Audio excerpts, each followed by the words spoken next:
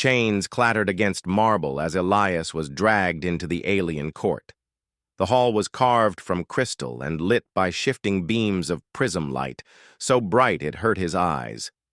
Around him, nobles in jagged silver robes whispered in disdain, their voices like a hive of hornets. His crime was simple: he painted. In this kingdom, color was more dangerous than blades, for they believed hues carried prophecies. And Elias, a foreigner from a world they barely respected, had broken their law by capturing visions in pigments he'd scavenged. The guards shoved him before the throne. On the dais sat Princess Elira, her skin faintly glowing like polished obsidian dusted with starlight. She was not yet queen, not yet hardened by rule, but her gaze was sharp and unyielding. She studied Elias's defiance as he stood bloodied, yet unbowed. The courtiers demanded death, screaming that his art spread visions of revolt. He had painted storms consuming palaces, chains shattering, light flooding corridors long drowned in shadows. To them it was blasphemy. To Elias, it was simply truth. When the High Chancellor raised his staff to order execution, Elira raised a hand. The court froze.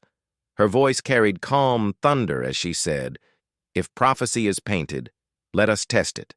Let him capture my throne, in color." Gasps rippled. To demand a painting in open court was unheard of, forbidden even. The nobles spat their outrage, calling her reckless. Yet Elira's stare silenced them all. Elias lifted his chin. Even in chains, even facing death, the chance to paint again sparked fire in him. He whispered, "Then give me color, and I will give you truth." Elira's lips curved faintly. Whether in mockery or hope, Elias could not tell. The trial had transformed. His art would not just decide his fate, but hers as well. And in the hushed silence of that crystalline chamber, Elias realized something terrifying. For the first time, a throne had gambled on a human's brush. Elira's words saved Elias from immediate death, but not from chains. He was thrown into a dim cell carved from saltstone, the walls etched with faded murals of gods long forgotten. At midnight, torchlight flickered. Elira herself entered, cloaked in shadows. She carried with her a small chest bound in seals. When she opened it, Elias's breath caught. Inside lay pigments, crushed stones ground into powders of forbidden hues. Crimson like molten suns, cobalt like rivers of lightning, gold that shimmered like dawn. "These colors," she whispered, "are outlawed. To paint with them is treason." "Then why give them to me?" Elias asked. "Because treason may be the only truth left," Elira replied. Night after night, Elias painted under her watch. He spread colors across raw canvas, lines bending into visions not entirely his own. When he dipped into the crimson, he saw palaces burning in silence. When his brush touched cobalt, he glimpsed fields where her people and his walked together. Each time he painted, Elira's eyes glowed faintly, as if her blood recognized the hues. As the mural grew, so too did whispers in the palace. Guards swore the walls shifted when Elias painted, that shadows leaned in to listen. Courtiers mocked Elira's defiance, calling her the Princess of Madness, but she ignored them, returning night after night. Elias noticed the way she watched him, not as a prisoner, but as someone carrying a key to futures she could not yet see. One night, when his brush trembled from exhaustion, Elira steadied his hand. Her touch was cold fire, grounding and unshakable. "Paint without fear," she told him. "If my throne fears colors, then let us drown it in them." And so Elias painted, not as prisoner, but as prophet. The day of unveiling arrived. The great hall filled with nobles, priests, soldiers, and citizens, allowed only by rumor of spectacle. Elias stood before the mural he had painted, 2 stories tall, spanning the throne room wall. His heart thundered as Elira commanded silence. The curtain fell. Gasps, then screams. The mural was alive. Shapes rippled across it as though the wall itself inhaled. Elias had painted not past glories but futures, chains dissolving into streams of light, armies laying down weapons, a throne crumbling into roots and blossoms. Elira herself was there, depicted not as ruler, but as one walking beside a human figure, her crown cast aside. Priests recoiled. "Blasphemy!" they cried. Nobles spat accusations of witchcraft. Some demanded Elias's blood spilled on the mural to cleanse it. Yet the commoners who slipped through the doors pressed forward, their eyes wet with awe. They whispered of healing, of grief, lightened simply by staring at the colors. A farmer dropped to his knees, swearing he felt his dead son's laughter echo in the paint. The court split. Rage roared from the chancellor, fear from priests, but Elira stood unmoving. When soldiers tried to strike Elias, she drew her blade and pointed it at them, her voice iron. "Strike him, and you strike the throne." For the first time, Elias understood. Her gamble was not just political. She had staked her life, her legacy, and her soul on him.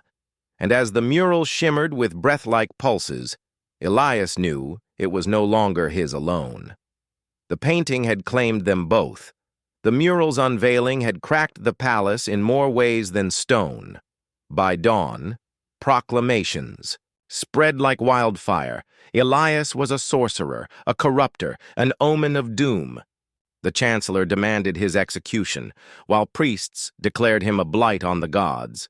Elira countered every word, her voice steady in the council chambers. She stood against men twice her age and 3 times her arrogance, refusing to bow. Yet each victory only deepened her isolation. The royal guard turned cold, their gazes lingering too long on Elias when he walked. Food brought to his chambers tasted faintly of iron, as though poisoned. Even the air thickened with malice, whispers crawling like insects through corridors. The princess is bewitched. Her throne will fall. Elias painted through it all, colors his only weapon, though the visions they birthed grew heavier, stranger. He painted storms of silence, rivers of shadows, thrones consumed by vines. One night he found Elira waiting by his easel, shadows painting sharp lines on her face. She confessed that the mural had changed her dreams. She no longer saw herself seated on a throne, but wandering fields with Elias, her crown broken, her people walking free. "They call me mad," she said, her eyes shimmering like molten glass. "But madness has never felt so real." Elias wanted to answer, but the weight of her nearness stole his breath. The priests struck first. They stormed the painting chamber with torches, chanting purges. Elias grabbed his brushes, but Elira drew her blade. Sparks clashed against steel as she fought her own guards, cutting down men who had sworn loyalty to her house.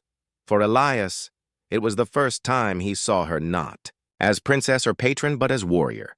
She fought not for power, but for him, and for the truth colors carried. When the priests fell back, the mural glowed faintly as though alive. The painted chains cracked, spilling golden light into the chamber. Soldiers froze, terrified. Elias whispered, "It breathes." And Elira answered, "No, it remembers." That night, the throne passed from fear to fury, and both Elias and Elira knew the next strike would not come with torches, it would come with war. The mural spread beyond the palace before the court could contain it. Citizens who had glimpsed its hues retold visions in marketplaces and alleys. Artisans whispered of chains dissolving, farmers of peace across fields, widows of children laughing again. Street walls blossomed with crude imitations of Elias's colors, painted in dust and chalk. Hope, once a dying ember, became wildfire. The court panicked. Priests called the people heretics, Nobles demanded mass arrests. Yet soldiers hesitated. Many had seen the mural themselves. Some had wept before it, their hearts stripped bare by hues that spoke where words failed. Elias had painted rebellion without knowing it. Elira warned him, but Elias only replied, "If truth is rebellion, then I will paint until my hands break." She didn't stop him. In secret chambers beneath the palace, Elira led Elias to relics, ancient scrolls sealed away. They described the painter's curse, a prophecy of one who would awaken the throne's true history with colors. Elias realized the truth. It was not his skill, but his humanity, his alien perspective that unlocked visions the royals had long suppressed. His brush broke illusions because he had never been bound by them. When guards loyal to the chancellor tried to seize him, Elira disguised Elias as one of her personal slaves and smuggled him into the city. There, in a crowded plaza, Elias painted a mural on a crumbling temple wall. Citizens gathered, silent, as his strokes transformed ruin into a river of light.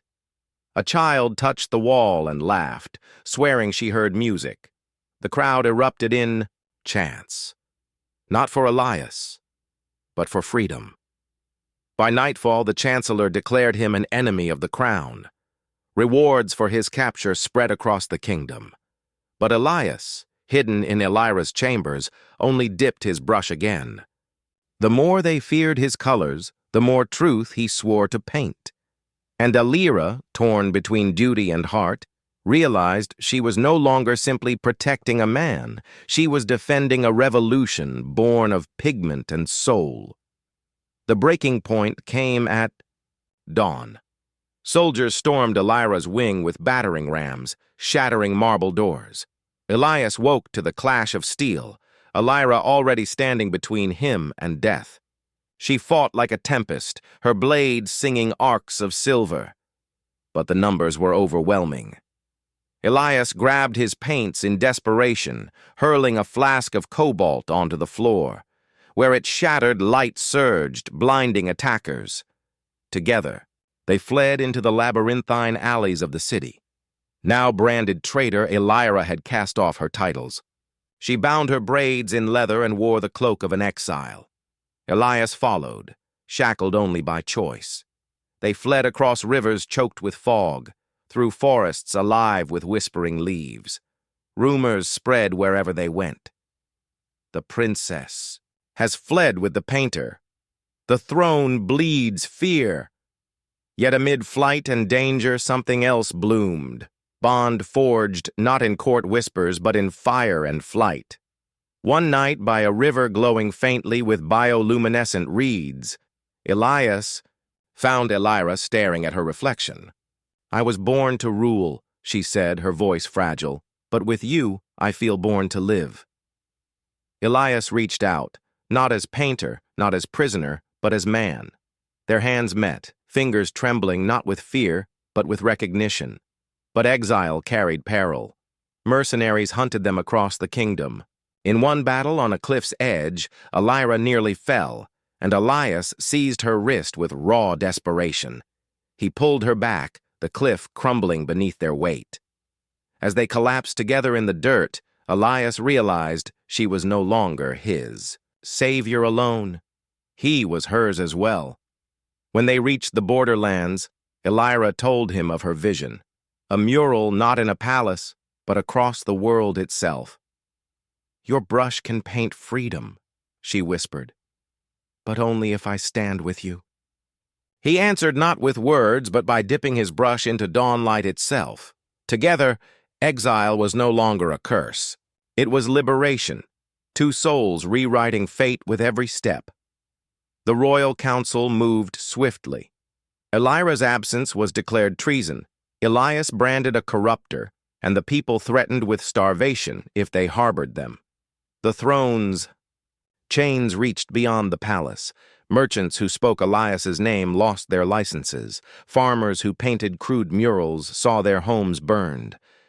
Yet the more the court tightened its grip, the more cracks appeared in its facade. Elias and Elira wandered village to village, fugitives in plain sight. In one small hamlet, a child offered him a broken slate and begged, "Draw me the stars." Elias obliged, sketching constellations she had never seen under smog-darkened skies. Word spread that the painter could summon hope with a single stroke. For the first time, Elias realized his art was no longer his. It belonged to the people. But their enemies adapted.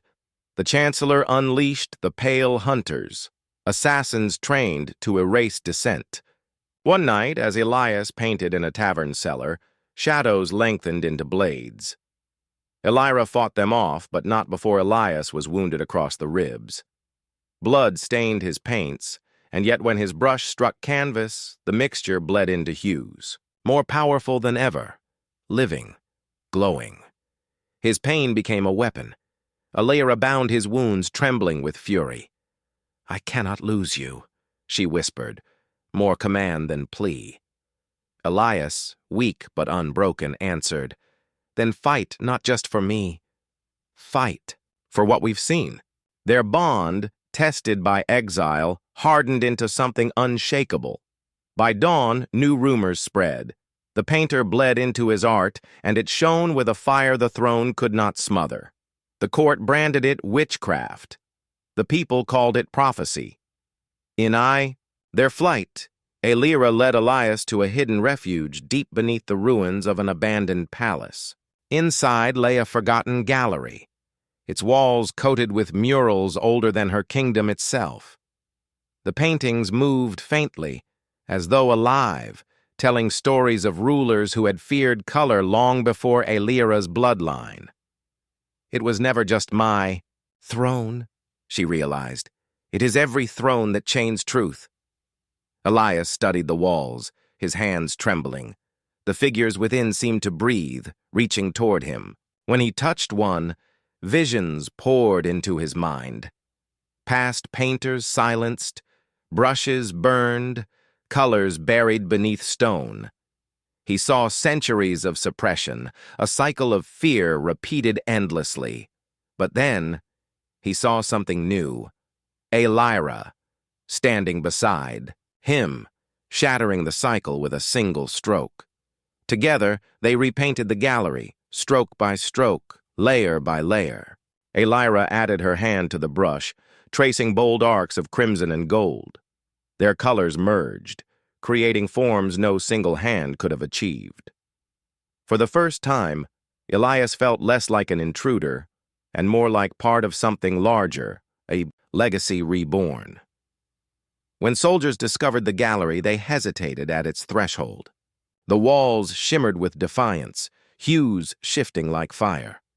The men dropped their torches, fleeing rather than face what breathed inside.